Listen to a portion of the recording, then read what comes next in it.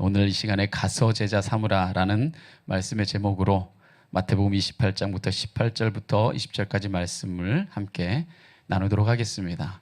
우리가 한 2달 정도 우리 교회의 비전 5가지 비전에 대해서 말씀을 가지고 하나하나 나눴는데, 오늘이 교회의 5가지 비전의 마지막 5번째 비전에 대한 갈무리하는, 전체 모든 걸 정리하는 말씀입니다. 바로 전도를 통한 성장하는 교회, 그런 교회가 되기 위해서 우리가 가서 제자 삼는 교회가 되기를 간절히 원합니다. 예수님께서요, 하나님의 아들로서의 삶을 다 사셨어요. 이제 하나님 아들로서의 공생애라 하죠. 공적으로 하나님의 아들로서의 모든 삶을 사시고 모든 사역을 다 마무리하시고 제자들을 다 모으십니다. 제자들을 다 모으시고 하나님 나라로 승천하시기 전에 마지막으로 제자들에게 이렇게 선포하십니다. 무엇이라 선포하시느냐? 오늘 우리가 봉독했던 바로 마태복음 28장 18절의 말씀을 제자들에게 선포하십니다.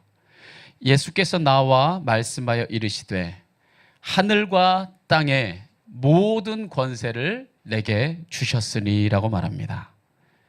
자, 예수님이요, 지금 이제 공생애를 다 마무리하고 하나님 나라로 이제 승천하시기 바로 전입니다. 이 제자들의 이 모든 모인 자리에서, 이 12제자만 부르십니다. 모든 모인 자리에서 예수님이 말씀하시기를 하늘과 땅의 모든 권세가 내게 있다는 겁니다. 참으로 그렇습니다. 예수님이요, 이 땅에 오셔서 자신이 감당해야 될 모든 사역을 감당하셨습니다. 모든 목적을 다 이루셨어요. 이제 하늘과 땅의 모든 만물이 예수 그리스도의 십자가와 예수 그리스도의 부활의 은혜를 통해 하나님께로 나아갈 수 있는 회복의 길이 열렸습니다. 이제 예수님이 화목제물이 되셨고 예수님이 모든 하나님께로 나아가는 길과 진료, 생명의 통로가 되셨습니다. 할렐루야. 이 회복의 모든 길이 오직 예수 그리스도를 통해 열렸기에 하늘의 권세, 땅의 권세가 이제 하나님 앞에 나아가기 위해 예수 그리스도 안에 이제 모두 굴복하게 된 것입니다. 자, 그것이 예수님께 주어진 권세였습니다. 자, 예수님께서 이 세상의 진정한 주인이시고 통치자가 되신 것이죠. 이게 복음의 핵심입니다. 예수님이 이 땅의 모든 권세를 가지신, 십자가와 부활을 통해 하나님께로 나아갈 수 있는 회복의 통로가 되신 길과 진리요 생명이 되신다는 것, 바로 이것이 복음의 핵심입니다. 이 복음의 정수를 제자들이요, 예수님과 함께 살면서 보았고 또 느꼈고 또 깨달았습니다. 자, 이 세상을 구원할 모든 권세가 예수님께 있음을 제자들이 먼저 깨달았으니까 이제 그 예수님이 모든 권세를 가졌다고 하는 이 진리를 전할 책임도 이제 누구에게 맡겨진 거예요? 제자들에게 이제 맡겨졌습니다. 이거 제자들 딱 12제자를 모아놓고 전하시는 말씀입니다. 그래서 예수님은 제자들에게 이렇게 명하십니다. 오늘 우리가 함께 봉독했는데요. 자, 한번 다 같이 한번 고백해 볼까요? 좀만 꺼주실래요? 시작. 그러므로 너희는 가서 모든 민족을 제자로 삼아 아버지와 아들과 성령의 이름으로 세례를 베풀고 내가 너희에게 분부한 모든 것을 가르쳐 지키게 하라. 이게 마지막 당부입니다. 예수님의. 그래서 이 마지막 예수님의 이 부르심, 예수님의 이 당부를 보통 무엇이라 이름하냐면요, 지상 대명령, 이렇게 이름 짓습니다. 자, 이걸 영어로 말하면 The Great Commission이라는 건데, Great이 뭡니까? 위대한, 광대한, 가장 크신, 바로 Commission, 사명이라는 겁니다. 그 사명이 뭐냐? 여기에 다 요약이 돼 있다는 겁니다. 자, 그렇기 때문에 성도라면, 우리가 예수 그리스도를 따라 살아가는 그리스도인이라면 이 예수님의 이 지상 대명령을, 이게 마지막으로 예수님이 남기는 유언의 클라이막스고 요약이죠. 이 지상 대명령을 때를 얻든지 못 얻든지 그 부르심과 명령을 따라 사는 자가 돼야 됩니다. 할렐루야. 그게 예수님의 마지막 당부니까 우리가 예수님을 믿는 자라면 이 말씀을 마음에 새겨야 되는 겁니다. 굉장히 단순한 것 같지만 예수님의 이 말씀을 그대로 실천할 때 초대교회에 엄청난 역사들이 일어납니다. 그리고 오늘날에도 이 말씀을 그대로 믿고 순종하는 자들에게 오늘날에도 여전히 역사는 일어나고 있습니다. 할렐루야. 우리가 예수님의 이 명령을 마음에 품고 진정으로 우리가 지금은 보이지 않지만 그 말씀을 따라 살아간다면 분명히 우리의 삶을 통해서도, 우리 좋은 만남 교회를 통해서도 하나님의 역사는 분명히 일어날 줄 믿습니다. 자, 그렇다면 예수님이 하신 명령이 무엇이냐? 그 명령의 의미를 하나하나 오늘 살펴보면서 그 부르심에 우리가 이 시간 결단할 수 있기를 간절히 원합니다. 예수님은 첫 번째 우리에게 무엇이라 명령하셨냐면요, 이렇게 말씀하셨습니다. 그러므로 너희는 가라. 너희는 가서라고 이야기합니다. 이것이 복음의 근본입니다. 가라는 것입니다. 가지 않고는 역사가 일어나지 않는다는 겁니다. 예수님이 필요한 곳이면, 예수님의 복음이 필요한 곳이라면 어디든지 가라는 겁니다. 우리가 갈 곳은요, 꼭 먼 곳만을 의미하지 않습니다. 우리가 가야 할 곳에 가야 합니다. 가장 먼저는 내 자녀, 내 배우자, 내 부모에게 가야 합니다. 그리고 예수님이 모든 권세를 가졌다는 사실을 전해야 합니다. 할렐루야. 하늘과 땅이 하나님께 나아갈 수 있는 유일한 길이 오직 모든 권세가 예수 그리스도에게 있음을 우리는 가서 전해야 합니다. 역사는 성령님이 하시는 겁니다. 우리는 다만 전할 뿐입니다. 우리가 이 말씀대로 끊임없이 복음을 나누고 전하는 것이 때론 쉽지 않습니다. 어려운 일이죠. 그럼에도 불구하고 예수님은요, 가서라고 시작했어요. 그러니까 복음의 역사는 뭐 할 때부터 시작돼요? 갈 때부터 시작됩니다. 그러니까 이건 타협할 수 있는 여지가 아니라 우리가 있는 자리에서 어떤 형태로든지 나아가기 위해서 늘 애쓰고 우리가 나아가기 위해서 늘 주님의 도우심을 구해야 합니다. 우리가 가장 가까이에 있는 내 자녀부터, 내 배우자부터, 내 부모부터 가고 복음을 나누고, 거기서 멈추는 것이 아니라 내 친척, 이웃, 그리고 선교지에 이르기까지 우리가 갈 수 있는 곳에서는 가야 합니다. 할렐루야. 그때의 주님의 복음이 그곳에서부터 생명의 삭을 틔우기 시작합니다. 물론 여러분, 이 말씀을 문자적으로만 받아들여서 상황과 배경은 고려하지 않고 막무가내로 가라는 뜻은 아닙니다. 저는 그렇게 막무가내로 가는 것이 하나님의 뜻이라고는 생각하지 않습니다. 그래서 우리가 그렇게 가게 되면 갔지만 오직 안 간 것만 못한 역효과만 날 뿐입니다.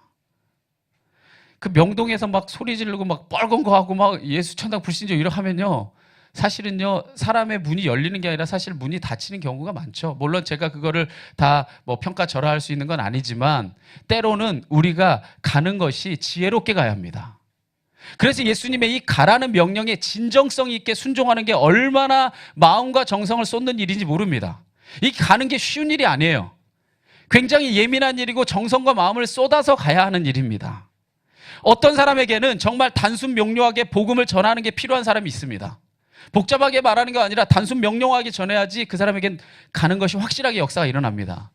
그러나 어떤 사람에게는요, 기나긴 기다림과 기도와 그의 마음이 열리길까지 그에게 끊임없이 사랑과 관심을 베풀어주고 오랜 시간에 걸쳐서 가야 하는 사람도 있습니다. 사람마다 다르죠. 그러면 우리가 어떻게 그것을 헤아릴 수 있을까요?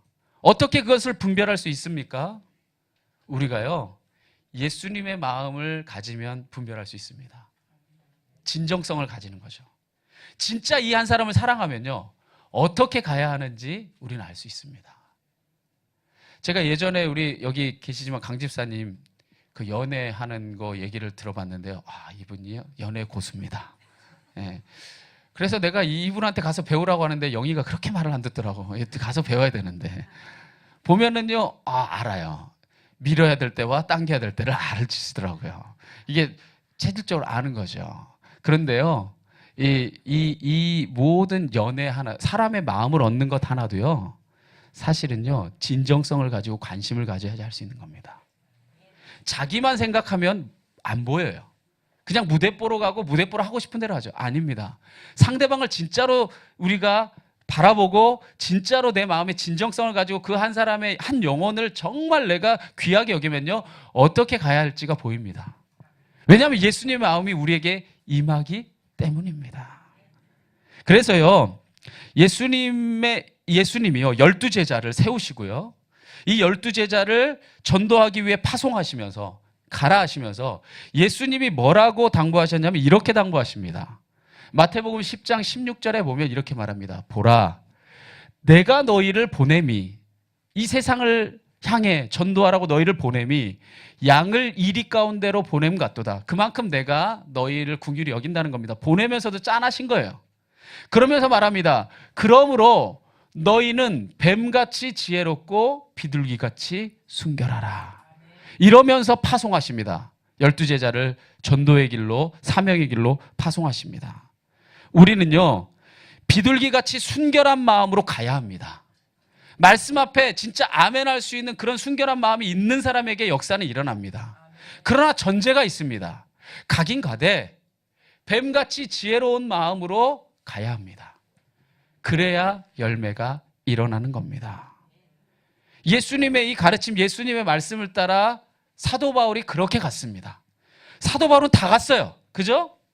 이 고린도서에 보면요, 고린도후서 11장에 보면요, 얼마나 이 사도 바울이 예수님의 마음을 품고 뭐 강의 위험과 동족의 위험과 막 3번 파선을 하고 수없이 태장에 맞고 그렇게 어마어마한 환난과 역경 가운데서도 주님이 가라 하시면 토레스 산맥도 넘고 그 뭐죠? 지금으로 말하면요, 스페인까지 나가는 그러한 엄난한 여정들을 다 갔습니다. 그런데 사도 바울이 갈 때 어떻게 갔냐? 유대인에겐 유대인에게 맞게, 헬라인에겐 헬라인에게 맞게, 율법을 지키는 자들에게 율법을 지키는 자의 모습으로, 율법을 지키지 않는 자에겐 지키지 않는 자의 모습으로 다가갔습니다. 뱀같이 지혜롭게 가서 그가 복음의 본질을 흐린 게 아니라 다가갈 수 있는 수많은 방법들을 가지고 저들에게 나간 겁니다. 그리고 그들에게 예수 그리스도에게 모든 권세가 있다는 것을 전했습니다. 그때 어떤 역사가 일어났습니까? 고린도 교회, 갈라디아 교회, 빌립보 교회, 에베소 교회, 골로새 교회, 데살로니가 교회, 수많은 하나님의 교회들이 세워지게 되었고 그곳에서 주님을 찬양하는 역사가 일어났습니다. 그렇습니다. 우리가 주님의 명령을 따라 우린 가야 합니다. 그러나 갈 때에 뱀같이 지혜로운 마음으로 정말 그 사람 각 사람에 맞는 그 영혼에게 맞는 모습으로 가야 합니다.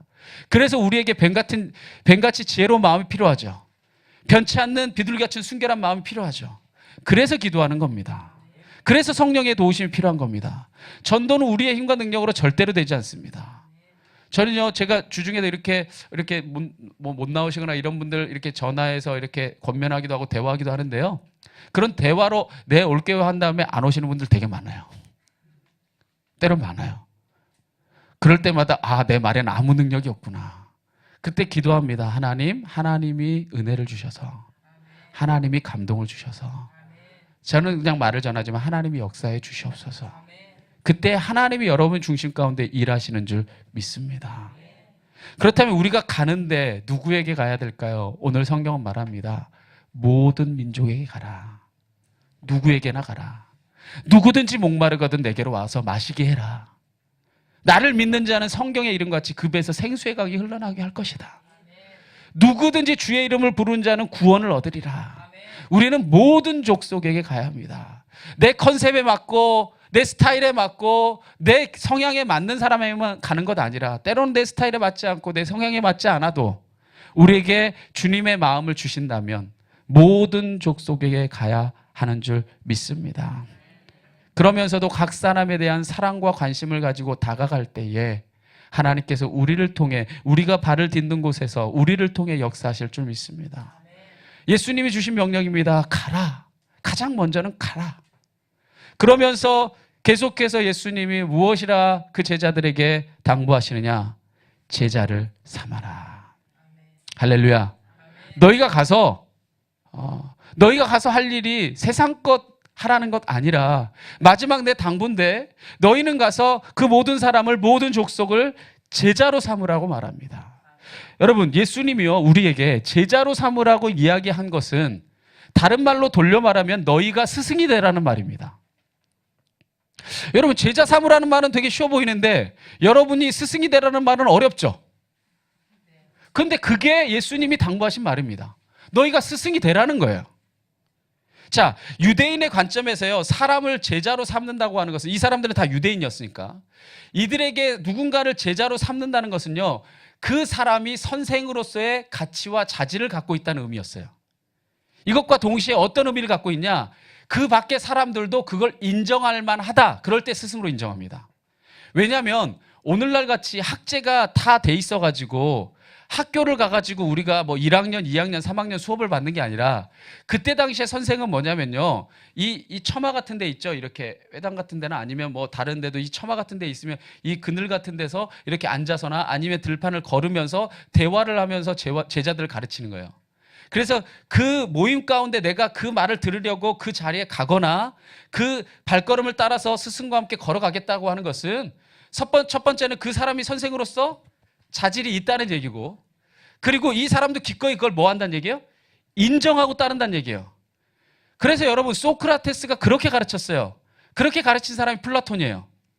그렇게 같이 그 자리에 왔고 그 자리에 걸으면서 가르쳤고, 그 플라톤의 제자가 아리스토텔레스입니다. 어디서 많이 들어봤죠? 유명한 이 정신적인 철학적 지주들 아닙니까? 바로 이 사람들이 이 시대의 사람들인데 이런 식으로 가르쳤어요. 그러니까 누군가가 제자가 된다고 하는 것은 스승이 될 만하다는 얘기입니다. 그러므로 우리가 가서, 여러분, 예수님이 말한 거잖아요. 제자로 삼아라.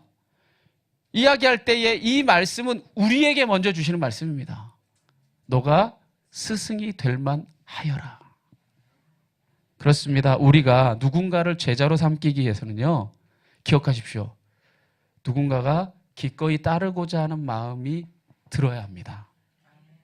또한 누군가가 그 주님의 길에 동참할 수 있는 감동을 줄 수 있는 자가 되어야 합니다.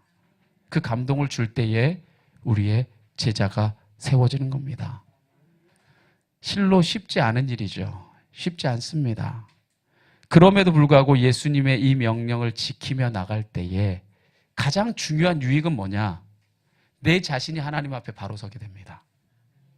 왜냐하면 이 말씀을 진짜 예수님의 지상 대명령을 내가 삶으로 지키겠다고 마음에 다짐을 하면 내 스스로가 무엇이 될 만한 사람인가를, 스승이 될 만한 사람인가를 돌아보지 않겠습니까? 그 주님의 말씀을 나는 먼저 따르고 있나 생각하지 않겠습니까?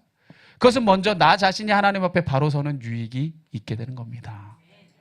또한 우리가 우리의 삶을 통해 주님의 제자들을 또 세우게 되는 역사가 일어나는 것입니다. 오늘 이 시간에 한번 여러분들에게 아주 단도직입적으로 한번 묻기 원합니다. 여러분의 신앙의 연조가 과연 얼마나 되셨습니까? 여러분의 신앙의 연조에 비춰볼 때 여러분을 영적 스승이라고 부를 만한 제자가 얼마나 있으십니까? 있어야 합니다. 너희는 가서, 예수님이 분명히 당부하셨어요. 제자를 삼아라. 신앙의 연조가 때론 10년, 20년이 쌓였음에도 불구하고 여러분에게 신앙의 제자가 없다면 내가 진정 예수님의 이 마지막 명령을 잘 지키고 있는 것인가 돌아봐야 할 겁니다. 저도 이 말씀을 준비하면서 이런 생각했습니다. 나에게는 정말 신앙적인 제자가 얼마나 될까? 지금 누가 손 들어주셨어요. 감사하네요. 근데 되게 부끄러웠는데 지금 되게 감사하네요. 네, 감사합니다. 이거를 내가 기억하고 살아간다면 저는 모르겠어요. 저를 하나님이 어떻게 쓰실지 모르겠어요. 뭐 크게 뭐 쓰실지 아니면 아주 소수의 사람들을 변화시키는 일에 쓰실지를 저는 잘 모릅니다. 근데 다른 건 차치하고라도 누군가 저를 스승으로 여길 만한 사람이 있다면, 그렇다면 정말 하나님 나라 갔을 때 목회 잘했다고 생각됩니다. 여러분의 신앙의 길도 누군가 여러분을 스승으로 여길 만한 사람이 단 한 사람이라도 있다면 여러분 잘한 겁니다. 할렐루야. 여러분 진정으로 이 예수님의 이 당부를 마음에 새겨서 누군가 여러분의 제자를 삼을 수 있는 그런 자가 되기를 진심으로 축원합니다. 여러분 도전합니다. 여러분이 예수님의 제자가 되었습니까? 그렇다면 이제 제자를 삼는 자가 되십시오. 주님의 복음을 먼저 깨달았고 먼저 들었고 먼저 받아들였다면 부족하면 부족한 대로 제자 삼는 일을 해나가야 합니다. 그리하여 여러분을 통해 하나님 나라가 세워질 때에 하나님이 기뻐하십니다. 참 놀라운 게 뭐냐면요, 우리나라의 이 초대 기독교 역사를 볼 때 우리나라 이 처음에 예수 믿는 그 특별히 여성분들이나 또 처음 신앙을 갖게 돼서 이렇게 남자분들이 신앙을 갖게 될 때 거의 하층민들이었습니다. 여자 같은 분들은요, 초대 교회사를 읽어보면 이름들이 없습니다. 그냥 개똥이 뭐 이런 식의 이름조차 없는 분들에게 이름이 주어지고 처음 배움을 얻게 되고 이게 교회 통로를 통해 얻게 됩니다. 그래서 처음에 우리나라에는 변변한 신앙을 가르칠 만한 목회자도 없었습니다. 그래서 그냥 그 뭐 전도자 아니면 뭐 저 권서 뭐 이런 이름을 가지고 그냥 평신도로서 그냥 복음을 전했어요. 그런데 놀랍죠? 부족하면 부족한 대로 지금 얼마나 공부 많이 하는 줄 아십니까? 저도 공부로 따지면 20년을 했어요. 그래서 요즘에 농담처럼 그런 얘기합니다. 공부 이제 지겹다. 농담처럼 그런 얘기합니다. 공부 정말 많이 했거든요. 왜냐하면 뭐 대학교, 뭐 대학원, 뭐 학위 받는 수많은 공부했거든요. 그런데요, 그 배우지 못한 그 사람들이 전하고 나누고 하나님의 그 복음을 선포했을 때에 평양 대부흥 운동이 일어났고요. 한국교회의 이 기틀은 바로 그런 분들의 헌신과 땀을 통해 세워졌습니다. 사실 우리는 부끄럽죠. 우리는 그 열매를 따먹고 있는 세대입니다. 하필이면 제 세대는 열매를 다 따먹어서 이제 열매가 거의 없는 세대가 돼가지고 되게 그런데 우리는 따먹었어요. 그들이 많이 배웠나요? 그들이 훌륭했나요? 세상이 보기에 훌륭했고 많이 배워서가 아니라 부족하면 부족한 대로, 연약하면 연약한 대로 제자 삼는 일을 한 겁니다. 그냥 말씀에 순종한 거죠. 그때 이 한국교회가 전 세계에 정말 선교사를 두 번째로 많이 보내는 나라를 세워간 줄 믿습니다. 여러분, 여러분의 삶에서 정말 이런 제자들을 세워가기를 진심으로 원합니다. 그리고 그 제자가 가장 먼저 여러분의 자녀가 될 수 있다면 그게 최고의 축복입니다. 그것을 위해 기도하시고 그것을 위해 나눌 수 있기를 진심으로 축원합니다. 세 번째 예수님이 당부하신 말씀은 뭐냐? 이렇게 말씀하십니다. 너희가 가서 제자를 삼았다면 세례를 베풀어라. 여기서 예수님께서 세례를 주라고 하시는 의미는 뭘까? 우리는 통상적으로 생각하기를 세례는요, 보통 먼저 가서 세례 주고 난 다음에 제자 되라고 합니다. 근데 예수님은 순서가 달라요. 너희가 가서 제자로 삼아 하나님의 이 말씀, 예수 그리스도의 모든 권세, 이것을 정말 믿는 자가 됐을 때 세례를 주라고 말합니다. 자, 그러면 예수님이 이 세례를 주라고 하시는 의미는 뭘까? 이 세례가 어디서 사실 연유가 된 거냐면요, 원래는 유대인의 전통에서 온 겁니다. 유대인들이 하나님 앞에 나갈 때 정결 예식을 했어요. 왜냐하면 그냥 평상적으로 우리가 살아갈 때 참 죄를 많이 짓고 부족한 존재라는 걸 깨닫기 때문에 하나님 앞에 나갈 때는 내가 깨끗하고 정결한 모습으로 나가야지 된다고 생각했기 때문에 유대인들이 이 정결 예식을 통해 하나님 앞에 나갔습니다. 그래서 이 정결 예식을 이 히브리어로 트빌라라고 하는데 물에 잠겨서 세상과 완전히 단절해서 깨끗해진 다음에 하나님 앞에 나갔어요. 이 트빌라라는 게 헬라어로 번역이 되면서 밥티스마, 지금도 영어로도 베프티스트, 이게 뭐죠? 침례받은 교인 이런 뜻이잖아요. 이게 바로 헬라어로 베프티스마가 되면서 물에 담근다, 물에 잠긴다라는 뜻이 돼요. 그래서 원래 이 세례의 이 근원은 정결의식, 유대인들이 하나님 앞에 나갈 때 하던 정결의식의 근원이 있는 겁니다. 자, 그래서 이들의 정결의식의 목표는 뭐냐? 하나님 앞에 서기 위해 스스로를 정결하게 한다는 거예요. 이게 정결의식을 하는 목적이었습니다. 즉, 이들은 물에 갔다 나오는 것으로 하나님 앞에 정결해진다고 여겼어요. 근데 예수님의 이 세례 메시지를 통해 무엇을 선포하시는 것이냐? 너희가 물에 들어갔다 나와서 하나님과 만날 수 있는 정결한 자가 되는 게 아니라 성부와 성자와 성령의 이름으로 세례를 받아 예수 그리스도와 연합된 자가 될 때에, 할렐루야, 예수 그리스도와 하나 될 때에 하나님께 나아갈 수 있다. 하나님과 하나 될 수 있는 통로가 열리는 것이다. 그래서 여러분, 그렇잖아요. 우리가 결혼하기로 약속했어요. 우리 성호 형제랑 우리 현정 자매가 이제 결혼하면 안 하면 큰일 난다 이제. 결혼하기로 약속을 해서 다 알아요. 그죠? 그리고 뭐 여러 가지를 다 했습니다. 그런데 그 알매도 불구하고 서로가 서로에게 부부로서의 예를 다하고 부부로서의 인정을 받고 또 자기 스스로의 책임감을 얻기도 하고 그러기 하기 위해서 뭘 합니까? 결혼 예식을 하죠. 그죠? 자, 우리가 하나님을 믿어요. 예수 그리스도가 모든 권세를 가진 것을 믿습니다. 성령이 운행하신 것을 믿어요.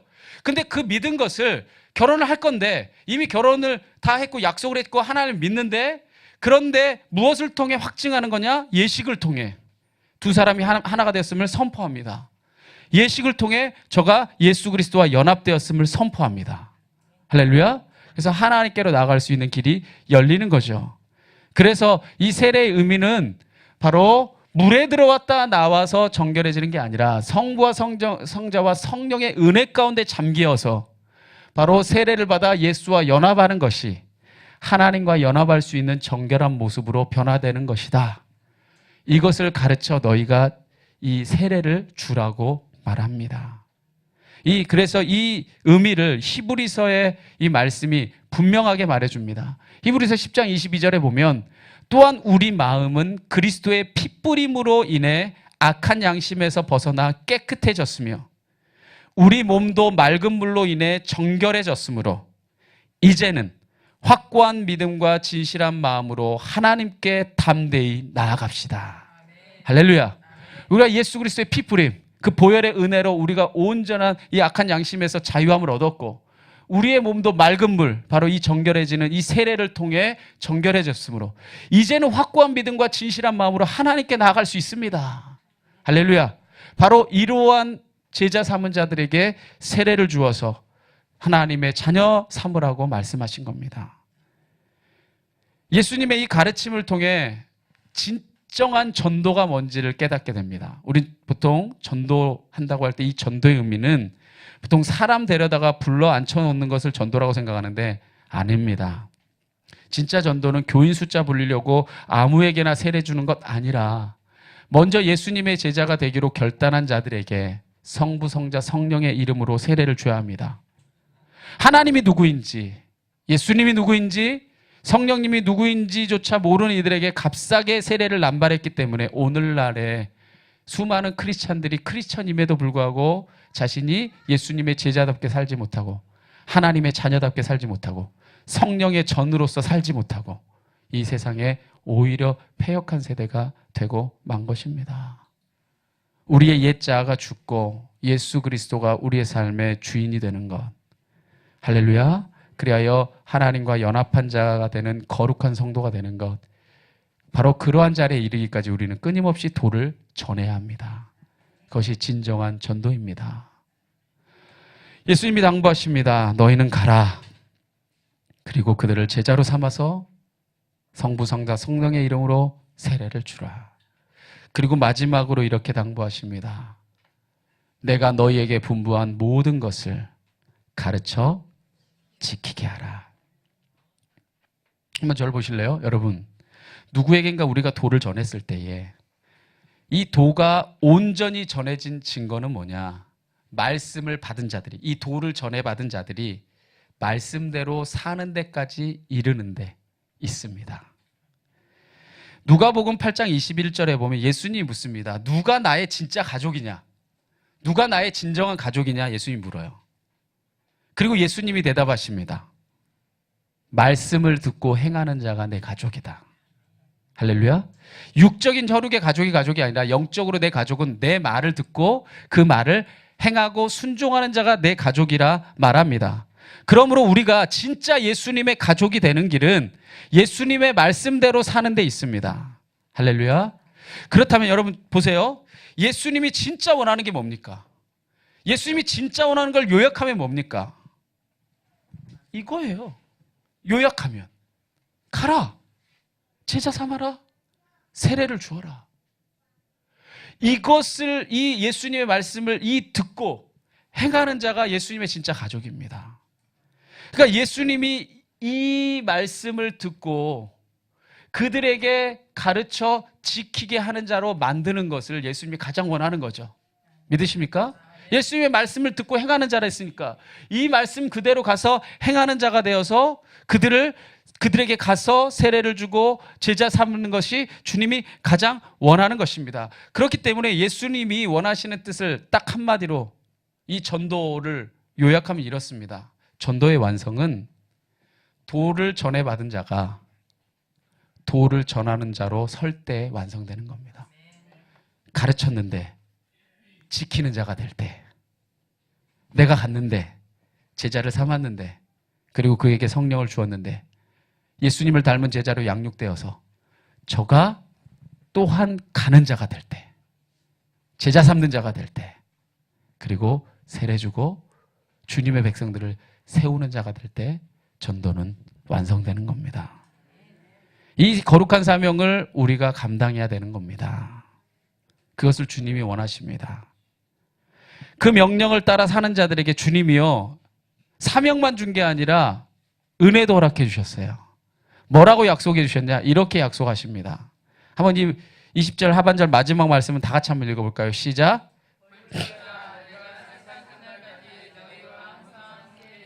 할렐루야. 이게 얼마나 감격적인 약속입니까? 우리가 주님의 명령을 따라 가는 것, 제자 삼는 것, 세례를 주는 것, 그리하여서 가르쳐 지키게 하는 것을 우리가 행할 때에 홀로 하는 것 아니라, 봐라, 내가 세상 끝날까지 너희가 이 사명 감당하고 살아가면 내가 함께하고 있다. 내가 해주겠다. 내가 너희와 동행하겠다고 약속해 주십니다. 이게 이 영어 성경에 보면요, 좀 더 이 의미가 확 다가오는데, 영어 성경에 뭐라고 쓰였냐면요, and surely라고 말해요. 이거 확실하게라는 뜻이에요. 확실하게 I am with you 말합니다. 내가 너와 함께 할게. 그리고 뒤에 뭐라 말합니까? always. 어느 곳에서나, 어느 장소에서나, 어떤 시간에나, 언제든지 확실하게 내가 함께 할게. 언제까지? To the very end라고 말합니다. 그 끝이에요. 그 끝이 어떤 끝이냐? Of the age, 너의 시대, 이 세대, 이 생애, 영생에 이르는 날까지. 시대가 끝이 나고 너의 세대가 끝이 나고 너가 끝나는 그 모든 순간까지 너와 확실하게 항상 함께 해주게. 할렐루야. 이것만큼 감격적인 우리를 향한 약속이 어디 있습니까? 그래서 우리가 그 은혜를 붙들고 주님의 길을 갈 수 있는 겁니다. 예수님이요, 이게 마지막 지상 대명령입니다. 이 말씀을 나누시고요, 예수님의 마음이 얼마나 애달팠던지 그 말씀 전하시고 난 다음에 승천하십니다. 승천하시고 하나님 나라에 가면서까지 마지막에 뭐라고 당부하시면서 가시냐면 이렇게 말합니다. 오직 성령이 너희에게 임하시면 너희가 권능을 받고 예루살렘과 온 유대와 사마리아와 땅끝까지 이르러 무엇이 되리라? 내 증인 돼 주어라. 내 증인이 되는 길이 뭡니까? 너 예루살렘과 유대와 사마리아 땅끝까지 이르러 가라. 제자를 삼아라. 세례를 주고 그들이 또한 하나님의 제자가 되어서 가르쳐 지키게 하여라. 할렐루야. 이 말씀 마지막으로 남기시고 하나님 나라에 예수님은 가셨습니다. 그리고 하나님의 때가 될 때 그 주님은 천사 나팔 소리와 함께 이 땅에 오실 것입니다. 그 주님이 오시는 날에 여러분 무엇을 주님 앞에 내어드리겠습니까? 내가 간 것들, 내가 제자 삼은 그 모든 행적들, 그리고 주님의 이름으로 세례를 주고 여러분들이 그러한 백성들을 세워간다면 그것이야말로 하나님 앞에 가장 아름다운 면류관이 될 줄 믿습니다. 여러분 보세요. 이 말씀을 가장 먼저 누가 들었습니까? 제자들이 들었어요. 그래서 마태가 기록했어요.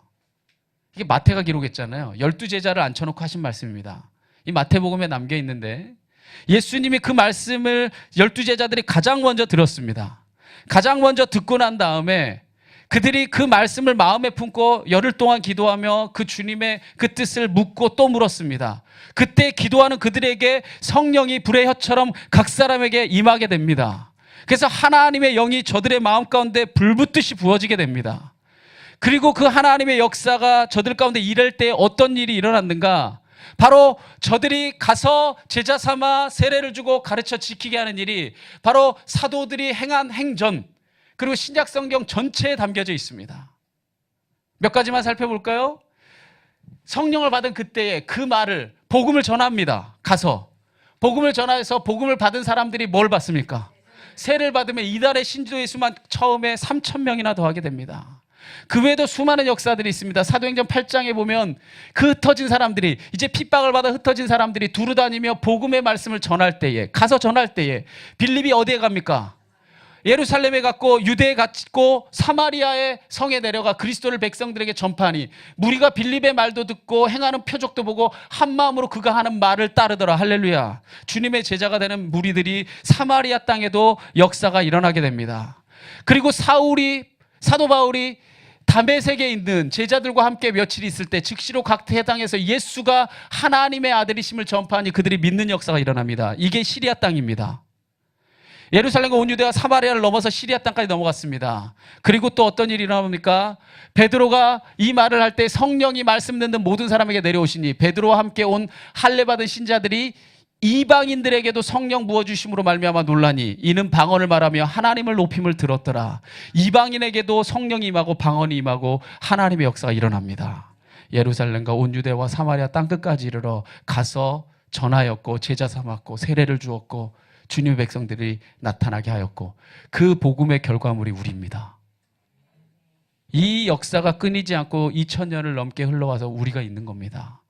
우리가 오늘날에도 그 복음을 듣게 된 것입니다. 오늘 이 복음을 우리에게서 그치게 해서는 안 됩니다. 우리를 통해 이 세상에 또다시 흘러가게 만들어야 되는 줄 믿습니다. 왜냐? 오늘 이 복음이 모든 믿는 자에게 구원을 주시는 하나님의 능력이기 때문입니다. 모든 권세가 예수님께 있으니 이 복음을 전할 때에 모든 이들이 구원을 받고 믿음으로써 하나님의 나라에 합당한 자가 될 줄 믿습니다. 이 도를 먼저 깨닫고 먼저 맛보고 먼저 깨달은 자라면 어찌 전하지 않을 수 있겠습니까? 예수님께서 복음을 전파하실 때 그 긍휼의 마음을 기억하며 우리 생애 끝까지 그 주님의 부르심과 사명을 따라 살아가기를 간절히 원합니다. 그래야 해서 하나님이 그토록 바라시는 아름다운 열매들을 여러분의 삶을 통해 주렁주렁 맺힐 수 있기를 진심으로 바랍니다. 오늘 그 부르심을 기억하면서 하나님, 나를 주님의 그 사명자로 부르셔서 보내주시옵소서.